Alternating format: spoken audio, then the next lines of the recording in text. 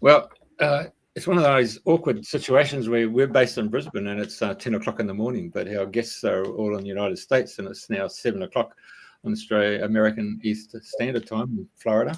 And our co-host is based there in Cape Canaveral, and she's actually brought forward today a really interesting lady. We just had a bit of an off-air chat, and without further ado, I'm going to get straight into the story.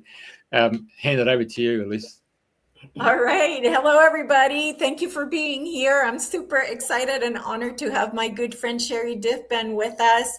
Sherri is actually one of the most amazing people I know, and that's because she is working with the children, which is our future. And so there's so much to Sherri share about Sherri, and so we're going to try to keep it as much as we can to 1 hour, but for sure we're going to have her back. And so I am going to let Sherri explain to you her spiritual background, how she got to where she is, and most importantly, how she is trying to usher in the new Earth children. So Sherri, it's all yours. Tell us everything. Oh, well, first of all, Grand Rising and good evening, depending on where you are watching this right now. Thank you so much for having me on this broadcast. It's an honor to be here with both of you and all of those watching.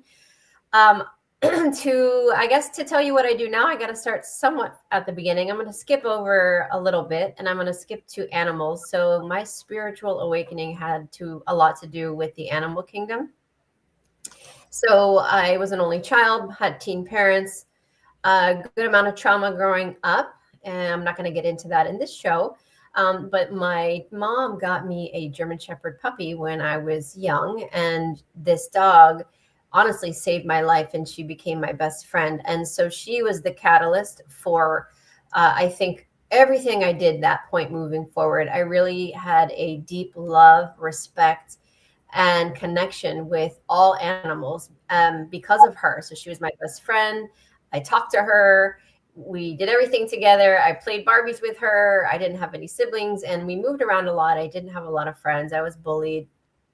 And so I really started to pay attention more to the animal kingdom and how beautiful animals are in comparison to my experience and my perception from a young age that adults, many of which in my life were arrogant, mean, abusive, narcissistic, and just horrible to me. And so I really grew up with this distrust of humanity. And I grew a deep love and compassion for the animal kingdom. So my idea was that I was going to be a veterinarian. So in high school, my idea was I'm going to show the animals all the love and that they gave me throughout my childhood, because they really saved me and showed me what unconditional love really felt like, that I felt like I was missing, that I wasn't getting. And I can tell from a young age, animals really were unconditional in their love for us. And no matter what we did, what we said, they were always there. And adults, in my experience, that wasn't the same. There was resentment and conflict and lies and things like that. So I thought, I'm going to heal all the animals and I'm going to dedicate my life to animals. And the reason I was doing that, though, was because I thought I could hide from humanity. And so I did. I tried. So I went into veterinary medicine at a young age, very young. I was probably 17 when I started my journey as a kennel technician, and I worked my way into a nurse. And I decided in my career working in general practice that I actually enjoyed working with animals in a nursing capacity instead. Now, in animal medicine, that's known as a veterinary technician, but it's essentially a nurse. And so I followed that route because the veterinarians were the ones that were doing, quote, negotiations and talking to the people. And remember, to me, people were mean and I didn't want to be around them. So I wanted to be in the back with the animals doing the treatments. So I did that for over 20 years. I worked as a veterinary technician in general practice and emergency. And I worked in one of the top critical care centers in Los Angeles, California for years, and then critical care I did in Maryland. And I also did exotics. And then I transitioned into the National Zoo. So I worked at the National Zoo for 10 years in Washington, D.C. So I was with the animals for a very long time, and I dedicated my life to animals. Now, the catch here is that the animals were the catalyst for me to learn energy healing, because I saw animals in the worst possible shape working in the ICU. I wanted some better way. I felt like there was more we could do to heal them, even though I worked in the top center in all, I think, the country at that time. We had all the resources, all the medications you can imagine. They weren't, many of them wouldn't make it. And so I wanted to learn energy healing. And so I did animal communication. I started doing energy healing for animals. And then I started a side business. And so animals were the one in my animal communication sessions that started telling me that the reason they had anxiety, because people would reach out and say, Sherri, can you do a reading on my dog? My dog has severe anxiety. And when I would connect with the dog or the cat, they would tell me that they were taking on the anxiety, for example, of their companion, their adult companion, their human companion. And I was hearing that so many times. And remember, I'm shy, I'm introverted, I don't really want to talk to people. And I'm thinking, oh my, you want me to tell your mom that? And it was really hard for me to basically say, well, they're telling me that you're the one that needs to work on your anxiety. And so that the animal kingdom gently introduced me to working with people and being open to healing people, because the animals told me that we are the ones that have the limiting belief system and the traumas, and they're here to support us. And so the best way I can support the animals is by supporting the people. And so I transitioned over to working with people. I have to rewind really quickly. While I was a veterinary technician, I became a young mom at 23. To me, that was young. I wasn't ready for it. It was a oopsie surprise. But it was the best thing that ever happened to me, because of my traumas. The animals were my safe haven. So when I went to work and I worked with the animals, they were my everything. They gave me a purpose for life. Everything was about animals. Outside of work, I was very unhappy, very in my shadow side, doing destructive behavior. And very dark, not dark in the sense like I hurt anybody, but I just didn't care about life or myself. So when I was working with the animals, that was the only time I was really happy. And my heart was closed off, essentially. I met my husband now 23 years ago. He snapped me out of my funk, and I say he saved my life. He saved me from myself. And 2 years later, we had our first son. And my son, who is a crystal child, is the true catalyst of my first awakening, spiritual awakening, facilitated by the animals, I believe. But he opened up that closed heart. It was so closed off. And that opened up all of my spiritual gifts that I had suppressed and activated. And I started to look at humanity from eyes of compassion that I had lost. So I was only looking at animals through the eyes of compassion and hatred and distrust for people. And that my son opened my heart and made me reprogrammed everything in my mind to, wait a second, it's possible that these people went through traumas, and there's a reason why humanity is so horrible, because maybe they had abuse. There's a reason for it. And so I really wanted to create a better world for my son and be a better version of myself for my son. And so I had a second son 7 years later, and I had another layer of awakening, and my gifts came in even stronger. So all of this is happening as I'm a vet tech, as I'm working at the zoo, as I have an animal communication business. Like, all of this is all happening simultaneously.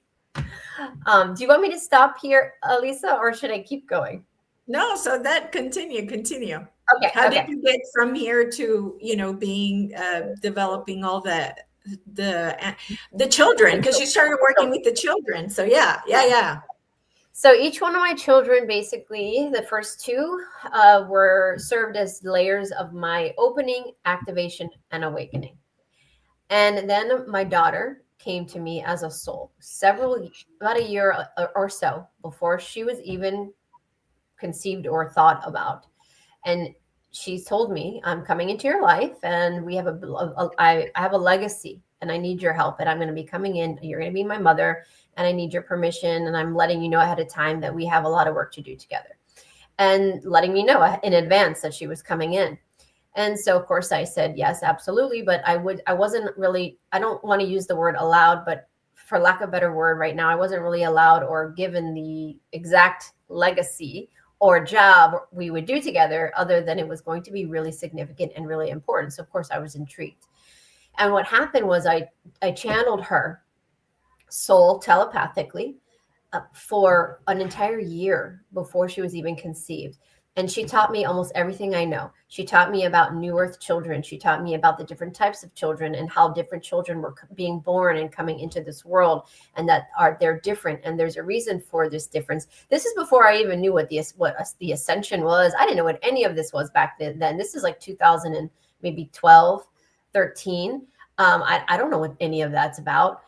So she's teaching me, and I'm channeling, and I'm writing, and she's basically preparing me for her arrival. So by the time she was born, I knew so much more than I had ever known. And I realized that what she was talking about, because I was a big Dolores Cann fan, and I read almost all of her books, she's referring to the fourth wave.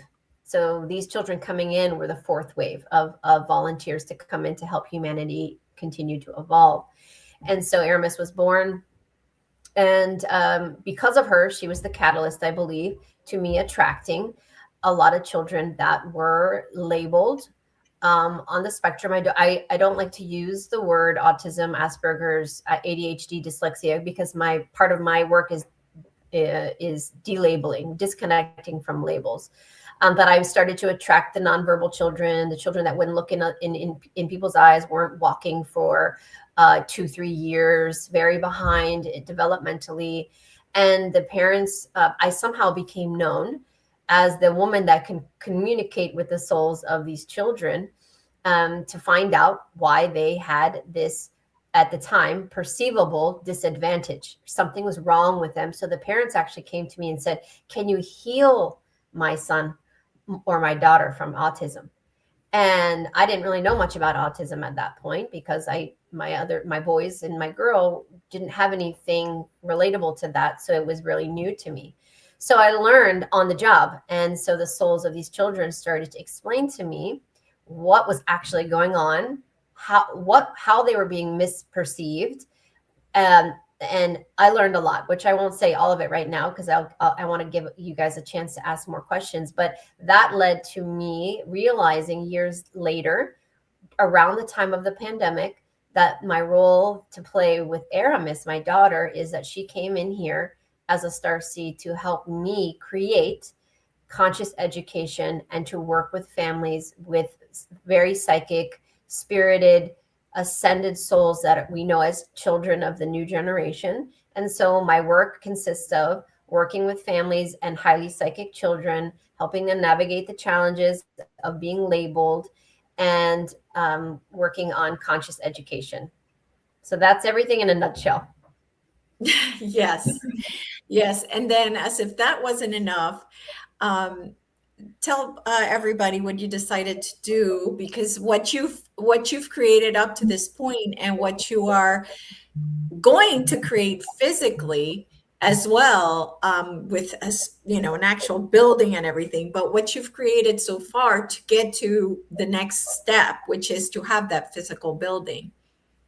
Right. Yes. And so around the time of COVID, I had this grand epiphany. This is what I thought that my daughter and I were here to do together, because I had a wellness center at that time. While I was working at the zoo, I simultaneously opened up my own practice, and I had a wellness center where I did all sorts of esoteric metaphysical services for adults and children. And I taught classes. And so the parents were asking me, can you teach my child about crystals? They're really interested. Can you teach Reiki to my child as well? They're really interested in energy healing, or they're suffering from night terrors. Can you help them learn to protect themselves, et cetera, et cetera? So my grand epiphany was, oh my gosh, this is what Aramis and I are supposed to do together. I'm going to open up a metaphysical center for children. like a kind of like a Sunday school type of thing. And that's what I thought we were here to do together. She was supposed to like be the catalyst to help these New Earth children navigate and to activate and help humanity kind of understand why they're different. But then when we had the whole education system, people having to stay at home, and during that period of lockdown, it was a learning experience for me. And I realized that that was only the small fraction or piece of the puzzle of what the real problem was. The root problem is the education system, and it's just not anymore, or ever has been, in my opinion, a one size fits all approach. And I really started to pay attention more to the indoctrination of these children and how they're all lumped together. And I can give a million examples of that. And so what I did is I said, you know what, I'm creating not a metaphysical center, but I'm going to create a conscious educational approach to learning. So a center where children can come and learn in an environment that they are free to be themselves, where they are not labeled, where we have patient mentors, and it's a completely no curriculum, different style of learning, incorporating animals. So I started a nonprofit called the Aramis Collective, and the Aramis Creative Learning Center is the actual online school platform. So for the past 5 years, we have been teaching classes every single month hundreds. You can go and see some of the classes that we've taught in our in the history of the classes, anywhere from mindfulness, math, spiritual science, energy clearing, spirit animals, you name it, we've taught it. And it's supposed to help children learn the things that they're not learning in indoctrination schools. And the grand plan all the way back then was, okay, I'm going to open up physical centers. And I started public speaking about it. I started going to conferences. I became a public speaker against my wishes, because I'm not really that outgoing of a person. I don't like to be the center of attention, but I made myself go out in front of big audiences. Some of them were 1,000 people. And I talked about, this is a problem and I have the solution. I have a solution. And we need to offer an alternative approach to learning, not for everybody, but parents should have a choice. And so I started to attract a very large following over the last 5 years through podcasts, public speaking. I've written 10 children's books. I had an cartoon animation series. I also have written 5 adult books. And throughout that time, we moved to Florida to open the very first physical location called the Aramis Creative Learning Center. And the idea is to open one in almost every city, in every state, and expand internationally over the next 15 to 20 years, so that there is an Aramis Creative Learning Center everywhere. Just like we have public school, there is an Aramis Creative Learning Center for families who want something different for their children and a different experience. And it's a nonprofit. So it's humanitarian. It's a humanitarian project, essentially. And what that means is that we are not looking for investors. We are looking for angel donors, a collection of donors who resonate and align with this approach and want to help us open the first center and get the kind of the foundation going. And then we will expand from there. And I know once we get the first center open and we raise the money that we need to get the first location open, people will be throwing money at us to make more of them, because my idea, which I can't really take credit for, it comes from my daughter and many of the children that I work with that I do sessions for.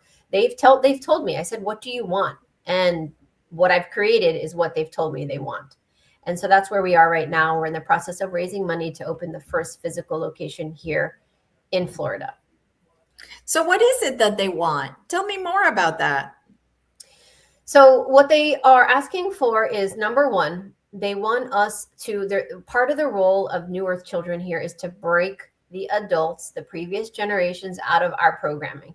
Because, and I'm sure your audience is well aware, that the reality that we are in is designed, no matter where you live in the world, is designed in a lower vibrational Loosh style system, where it thrives in negativity, and it operates through programming.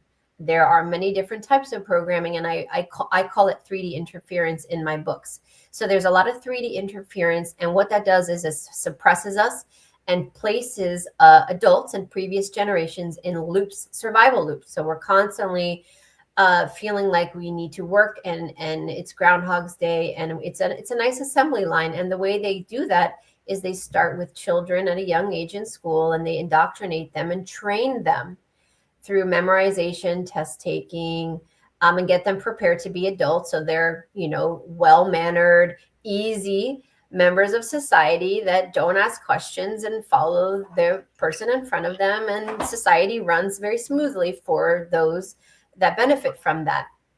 And so the children, and this is generational. So if you look at my mother's generation and my grandmother's generation, this has happened in phases, like Dolores Cannon talked about. So the first wave of volunteers struggled a lot because those people came in the 1950s, and we weren't ready for that. There was too much indoctrination, too much programming going on, and they really struggled, and they really had a hard time. That's the first set of indigos.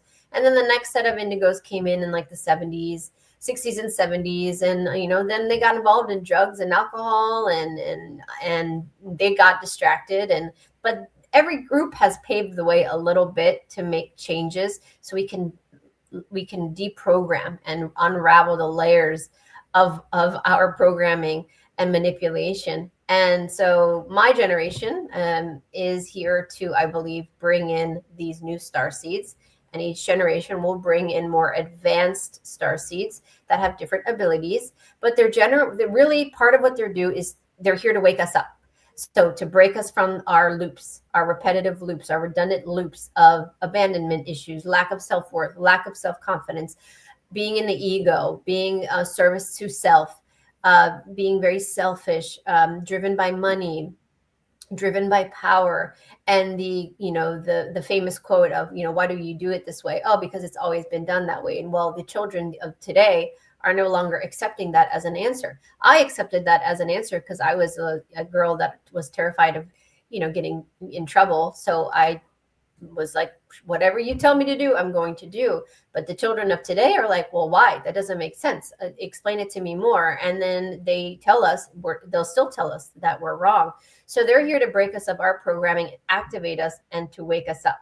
And that is happening. And that's been happening since about early 2000. And each wave of children come in with different gifts. Each group of children has a category, not to label them, but unique characteristics that are necessary at that time in order to help humanity move forward and activate. And what I mean by that is my first son, Jordan, he's now 20, almost 21. He came in 2005.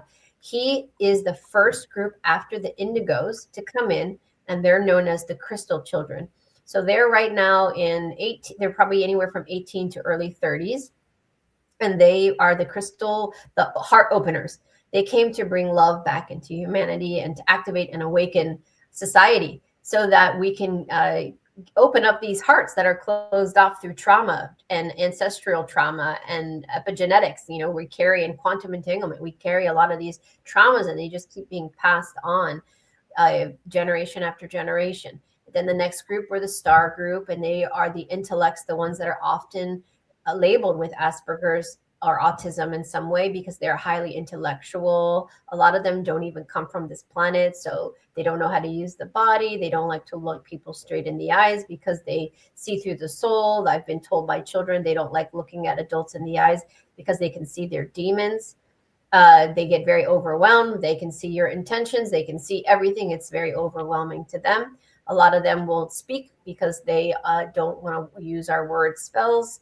They realize that the words we use are programs as well. So they're also encouraging us to communicate telepathically, heart to heart, so that we can go back to communicating that way through our heart space, as opposed to just using words that are very limiting.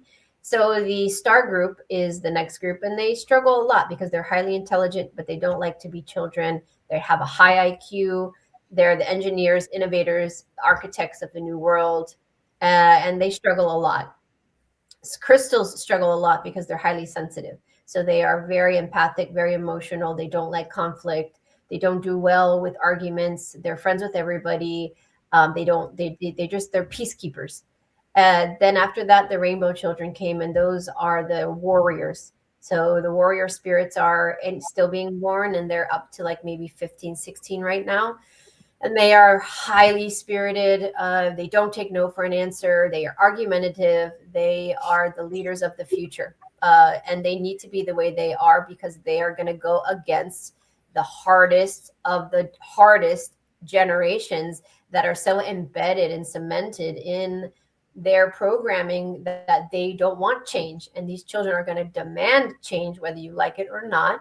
And they will fight till the end until they get it because they're practicing right now for the future because they will be the leaders of the future. Now, they won't have to be warriors and fight so much later on, but they do right now. So they're the most challenging to parent. So to answer your question, Elisa, what they're asking for is one, for us to activate, awaken, and really go within and work through our traumas so we can heal. And if we can heal, we can shift our perspective, look at our life from a bird's eye perspective, and we can break the programming and start to see things from a different viewpoint and start to, instead of judging each other or hating each other through division tactics, we look at each other through eyes of compassion and unity. And that's what they're here to teach us. So the conscious educational approach to learning is threefold for me. It's three pillars. One, I was told by horses about 5 years ago, started coming into my sessions with children and said, we are asking to be part of the New Earth schools because we are going to help children expand their auric field and help them heal their own traumas, their own anxieties, because the children pick up on our anxiety. That's why we have such heightened anxiety with children right now. So the horses are like, let us come into these centers and let them be around animals. That's what my newest book, Healing the Human Animal Bond, is about. Repairing that fragmented severed bond that the dark ones have tried to separate us from the animal kingdom. So a big pillar of Aramis is about being around animal, having children learn around animals. The center pillar is all about project-based learning. So they get to learn what they want to learn, how they want to learn it, as often as they want to learn it without a curriculum. It sounds very disorganized, but I promise you, if you look on my website, it's very organized. It's like a college campus where you choose your children's classes for the month based on what is offered. So if your children is very art driven and really not good at math, they could take creative classes 75% of the week, and then maybe a couple of days a week they focus project-based learning with incorporating math, so they get the basics down, but they really get to find their passion and experiment and learn what it is that they are good at, so that we can help foster that and kind of help direct them in what it is that they're good at, instead of making everybody take the exact same classes. And then the third approach, or the third column of Aramis, is about health and wellness. So I'm obviously a big health and wellness practitioner because I do energy healing and I'm a master hypnotherapist. I am a big fan of natural healing. And so we will have a state-of-the-art healing center on every single campus where children will have access to go into this healing center and learn about the equipment, learn about red light therapy, PEMP mats, what is frequency healing, what is biohacking, what is a crystal healing room, and how does it work, and how does it interact with our energy, and crystals and tuning forks, a healing, what is it called, a harmonic egg. So there will be hundreds of thousands of dollars worth of beautiful equipment, not just for show, for the children to learn from the young age of 5 how to go in and heal themselves. So if they have a stomach ache, they go in there and they're guided by the mentors in the healing center of, okay, well, let's talk about what's going on with you and let's see which one of these modalities work. So they learn from a young age, instead of grabbing a pill or being sent home, they can try all of these different techniques, and they learn from a young age how to heal themselves naturally, and or how to use the equipment that we have offered. So those are the 3 pillars. Okay. Wow. That's amazing.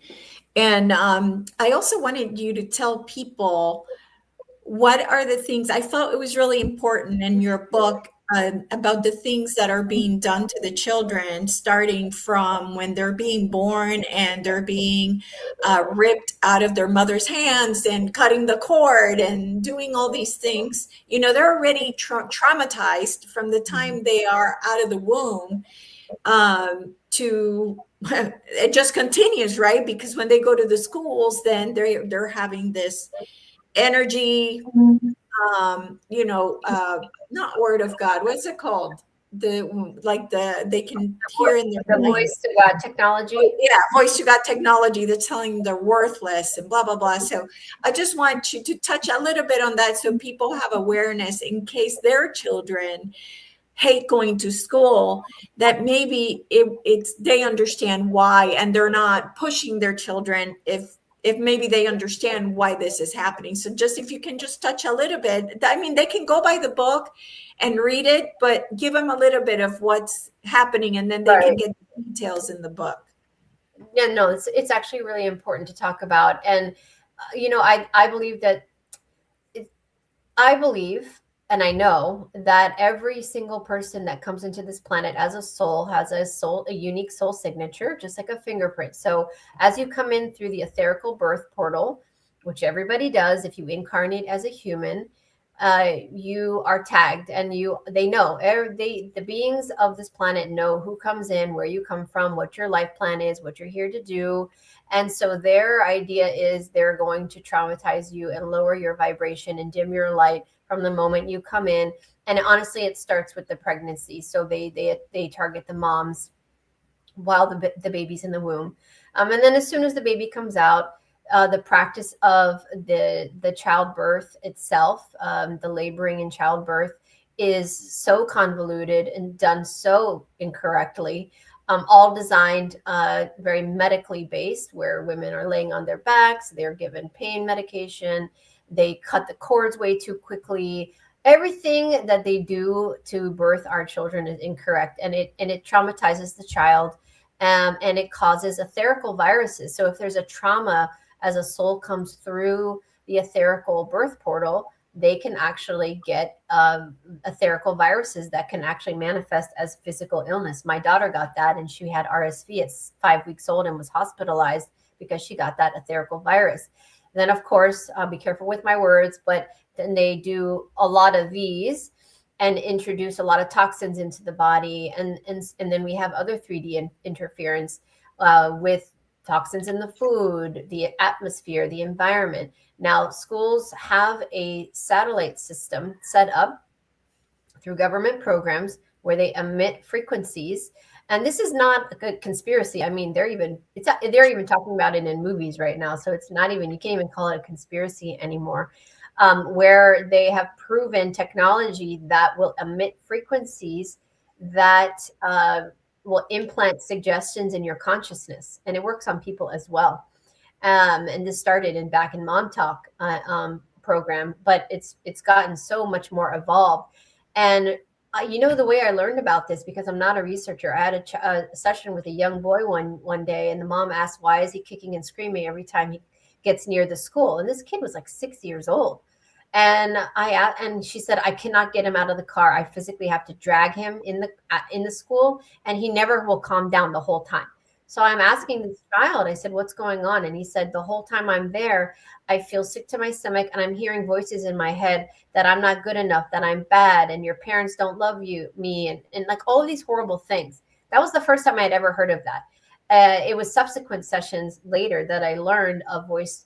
They call it voice to God technology. There's also voice to skull technology. There's lots of different terminology for it, but they actually they place grid systems over public schools. And the schools themselves are also designed to create a prison-like environment where there's the fluorescent lighting, the children are forced to sit still for 6 hours at a time, limited playtime, limited creativity. It's all about lecture, memorization, standardized testing, and lack of creativity. And so it's an indoctrination camp, and they're designed like prisons.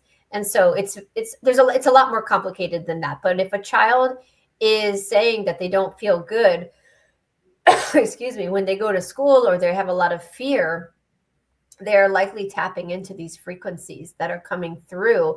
And I hear it every day. So I know that they're not making it up, because I hear out of children's mouth all the time from the ages of kindergarten through high school. And they're saying, Sherri, every time I walk into the school, I have negative thoughts. I have thoughts of suicide. I have anxiety. All of a sudden, my heart starts beating fast. I don't feel good. I don't feel safe. And this is happening all over the world. It's not just in the United States. It's not in certain countries. And it's done by technology that's emitted through towers, satellite, many different ways. It's done that way. So there's also gifted and talented programs and secret government programs of what they're doing with the children in the school. That's a whole other episode we can get into. That's a whole other topic. But the public school system is not created for children to learn and thrive. It's simply to indoctrinate and prepare them for adulthood so that they can be factory workers, which is initially why they started school to begin with, because they wanted children to grow up and work in factories. So they needed to get their mindset ready to be in a very monotonous job where you just don't really do much, and there's not a lot of creativity involved, and you don't ask a lot of questions. And so these children have been programmed into that system, indoctrination system, since the mid 1900s. So this has been going on. The curriculum that they are using does not benefit the child. It benefits the system, so that when they go into college, they can pick a career path, and then they can just be productive members of society in their mind, with limited capacity and potential, and work for someone else, work for the man, until they retire. If they ever make enough money, they're always in survival mode, and no one ever gets a chance to be creative or enjoy or explore their life, because the jobs of creativity, those are the ones that are they don't make any money. The artists, the musicians, unless you sell your soul and you're part of that music industry. The true creators are not able to be creators, and the true healers don't make money doing that, because our system is designed to limit that capacity. Yeah. And so Joyce was asking if your educational centers have a Faraday cage around them to protect them from the voice to skull. Well, I don't have a physical center yet, but I am working with a large team of people with so much amazing technology that we are going to use something like Tesla tower technology, where it emits 432 hertz continuously to create harmony, and grids to block. It's like a Faraday cage, but not. But yes, I mean, we have thought of everything. Yeah, that's wonderful. There's FLFE over here, which is Force Life. I don't remember the rest of it, but they beam that energy into your house. So that also can be used as well. And it's only $35 a month. So you just give them an address and they'll beam I think it's 528 to the house, I think. But it can go even higher. They can go up to 600 and 800. I'll have to get that information back from you. Ask about that. Yeah. Okay. So I always try to keep everything lighthearted and 5D and high vibrational. And I also don't like to give this kind of thing energy, but in this case, I do think it's important when parents have a child that is having a temper tantrum and just cries and cries and cries and cries. Well, I feel like it's important to mention that there could be another reason why. And so that's why I'm taking the time to talk about more negative stuff. And it's because, my children cried when I took them to school, and I was like, hey, I got to go to work, tough shit, like, so, it's about learning and really understanding the children, especially if they're children that have special needs. They're nonverbal. So, even more, right, to try to understand where this is coming from. And so it's a great idea to get somebody like Sherri or another person that's psychic as well, somebody that can speak to the children and really understand what's happening there. Yeah, and sometimes the answer that I receive from children is not that they're worried about speaking the word spells, or it's not anything like that. Some of these children are actually here in their first earthling kind of incarnation. So they come from a place that speaks where their civilization is full telepathic communicators, or they speak in tones or harmonies. And so a lot of times they get a little bit embarrassed. And so many of these labeled autistic children are in observation periods. So for years, sometimes they are watching how we walk, how we move. So there's delays in that, and they walk on their tippy toes. They're trying to figure out how to use the body and the feet. Maybe they've never had feet before. Maybe they're avian species. Who knows? There's lots of reasons. And they're observing their environment, how we move our mouth, how we enunciate the words that come out. And that's why a lot of nonverbal children seemingly spontaneously will start speaking at like 3, 4, 5 years old in full sentences. And we're like, what the heck? Well, they've just been observing this whole time. And then they finally felt comfortable expressing themselves because they felt like they reached a point where they can communicate and understand or understand our language, the way we communicate, because it's not something that they're used to doing. And so that is also a big part of these new earth children. They're coming from all over the place. They're coming from the Pleiades. They're coming from Arcturus. They're coming from, some of them are guardian spirits. So they are galactic guardians, like whales, felines, avian spirits. They are coming from inner earth. They're coming from the angelic realm. There are more fairies on this planet than I have ever seen before in my career. The animal kingdom is very active right now and working in trying to harmonize and help these children acclimate. And so the issue that we're seeing is a lot of these parents are buying into the 3D narrative that something is wrong with their children. And I'm going to tell you something back, which I was alluding to, and then I went off topic. Because the soul signature and them knowing that we have special children coming in, I believe that they purposely have been targeting our children for probably 20, 25 years to suppress. And they created these labels so that they can convince humanity, as well as the parents and the teachers, that there is something abnormal about that child or those children. So it would give them an excuse to convince the parents to medicate them. And then the parents, thinking that they're doing the right thing, says, oh my gosh, yeah. And they do it, and willingly. So it's like, there's so much illusion and trickery in this reality. It's absurd and so convoluted.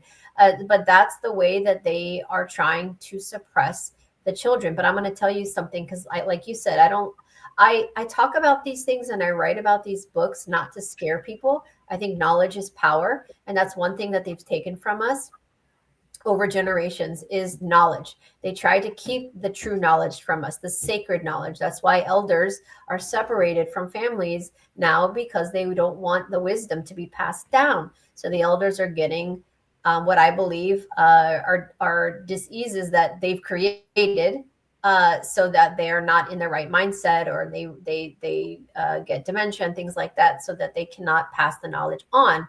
And so they are trying to prevent and block these children from blossoming, and they're traumatizing them, and they're using music and programming, subliminal messaging, movies, anything that they can do. They are trying to suppress the children, dim their light, scare the children through horror movies, but also tricking the parents into believing that there's something wrong with their children and they need to be medicated. And these poor children, when they get medicated, their light, it does lower their frequency, and they do become a different version of themselves, and they dissociate and they begin. So I'm not a doctor. I need to make that claim. I am not telling anybody not to medicate their child. I'm just trying to explain what is likely happening. And the reason why Elisa mentioned these children have these breakdowns is because they are advanced beings trying to operate a very primal young version of a human body that doesn't have the ability to articulate both verbally or just energetically how to process and release their frustrations for many reasons. And so their way of actually getting our attention to say, please, I need help, is by yelling, hitting, screaming, acting out. That's their way of getting our attention, saying, please, somebody help me. And that's why a lot of these children have such severe anxiety right now, because they are anxiety. In my book, I call anxiety a 3D virus.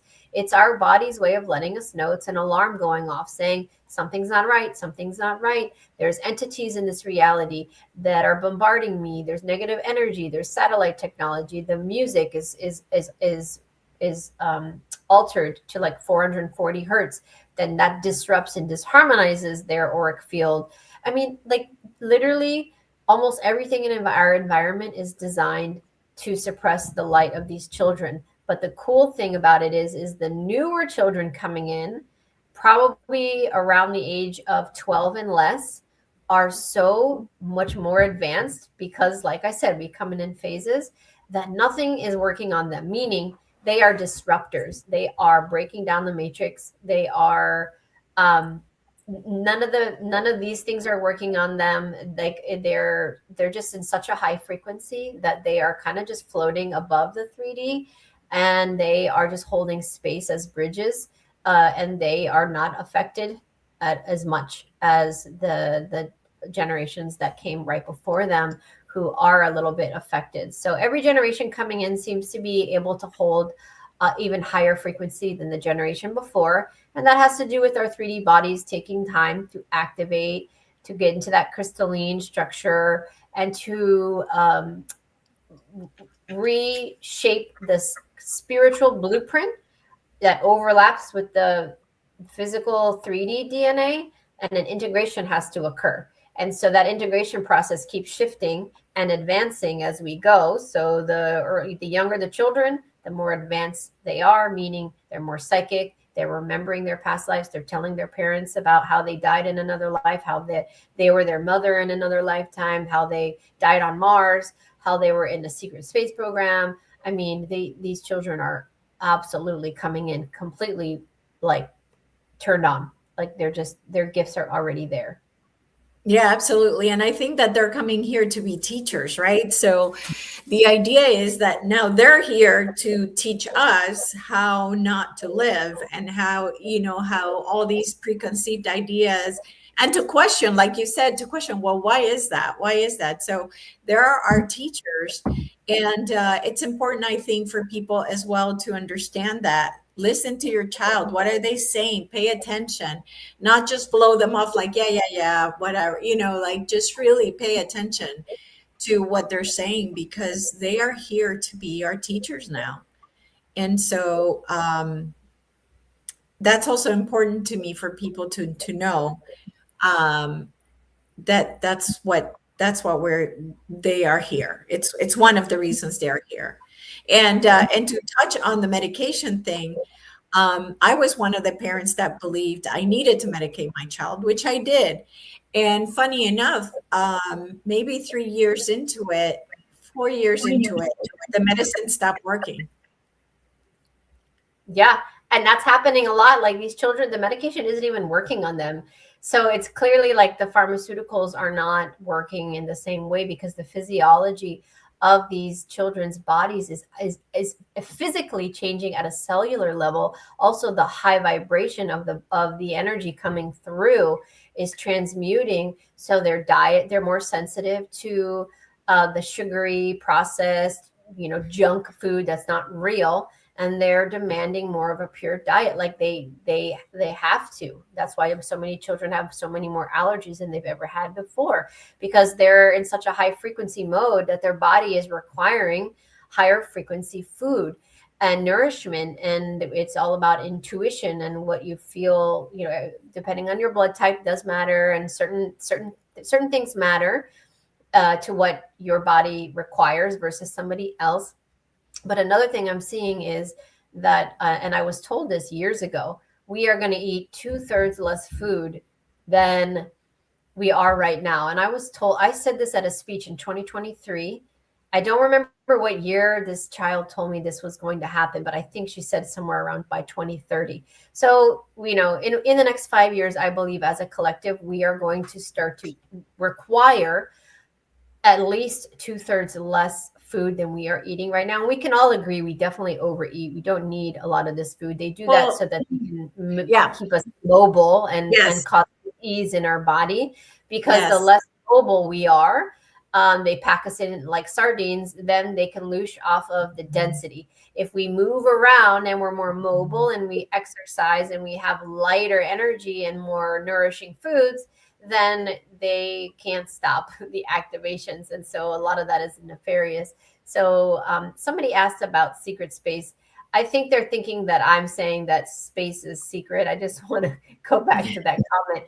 I'm not saying space is secret, or I'm not a flat earther. What I meant by that is that there are secret space programs, secret government programs that some of these children are recruited for. And there are a million movies that depict that. And that's what I'm talking about. Yeah, they come and showcase them when they're little to see their psychic abilities, and then they'll take the really psychic ones and go do testing, because they're going to be placed in, very special, high advanced classes. And in the end, it's just them using the child for their own nefarious purposes. But of course, all this information is for entertainment purposes only. So, as you know, right. Yeah. It's just movies. It's speculation. If it resonates, great. If it doesn't, it doesn't. But, a lot of this is just, it's a convoluted reality. I think we're seeing through the illusion.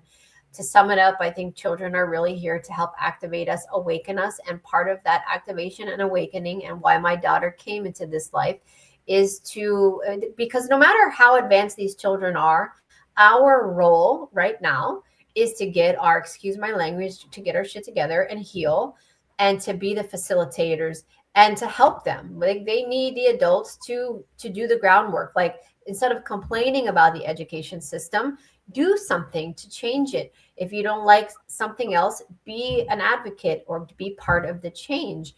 And it doesn't have to be violence. It doesn't have to, it could be just co-creation. It could be thought forms. It could be whatever it is that you want to do. But they need our help. They need our support. They need us as parents to understand them, to support them, to let them be who they are. And so my focus is creating conscious education so that these children can thrive. And so the future generations can come in a completely different environment, and we really can create a new earth, but they need our help. They need the adults to get on board with this so that we can help them. They can't do it on their own. Right. Absolutely. And with only about 6 minutes left, I wanted to make sure that I am clear as to, do you still have sessions open to help the children, to talk to the children that need help or whatever? I do. So my website is sherridivband.com. That's my main website. And I do sessions for adults and I do sessions for children. So those are done on a limited basis because I do a lot of conferences. I do a lot of travel. I'm doing retreats. as well this coming year. I'm doing a lot in 2026, and I'm trying to get a school open. So I am networking, trying to get angel donors to believe in this concept to help us get the first one open. But I do sessions 3 days a week for adults and children. And then aramiscreativelearning.com is the website if you want to look at classes for children. They're all virtual and they change every month. So right now we happen to be on winter break. It's December, it's the holiday season, but every month we have anywhere from 5 to 15 classes being offered, generally evenings or weekends. So we can accommodate even the school, even the children that go to public school. And they range, they change every month depending on what the mentors want to teach. And that has been going on for 5 years, and that will continue to go on so that we can offer classes for children worldwide, depending on the time zone. Okay. And then also we want to mention, and I know you mentioned it, but it was fast. You also have the videos, the cartoon videos that you've created for the children as well. And is that on the YouTube channel, on Sherri Divband YouTube channel? There's a link on my YouTube channel to, I don't know how to find it this way, but I think there's like on every channel you can recommend a channel. Yes. Uh-huh. And it's a link to that. I think it's called Divinely Guided Children Media. Now, full disclosure, I need people to know that I started those cartoons 5 years ago. I paid for them out of my own budget. So they are very low budget cartoons. In the beginning, the first 5 episodes are a little bit embarrassing because it was almost I can't even watch it now, but the kids love them. We have about 18 episodes, but I highly recommend going on Amazon and checking out the books, because the books are inspired from the animation cartoons. So we have 10 of those. And children love our Divinely Guided Children book series because each book talks about a different topic, just like the animation cartoon. But go ahead and check out the animation cartoons as well, but be kind because it's low budget. Okay, well, good, because I did want to mention as well that you did also the books for the children as well. So you have books for adults that you wrote as you were waking up and getting knowledge, and then you've written like what, 5 books for adults? I have 5 books for adults, 10 children's books. Okay, and 10 children's books. I'm not sure. It's hard to believe that you've done this. I really think you have a clone and you don't even know it, but I guess you're Superwoman.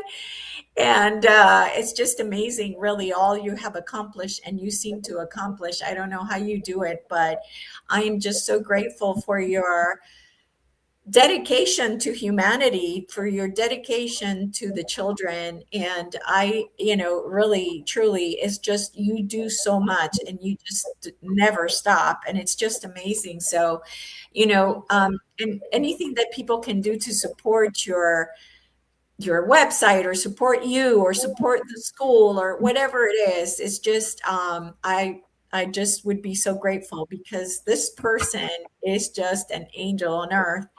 And again, all for the children and the animals, right? Which are what? They are the beings that need support. Both animals and children need the support of the adult human beings. Exactly. So, exactly. Yeah.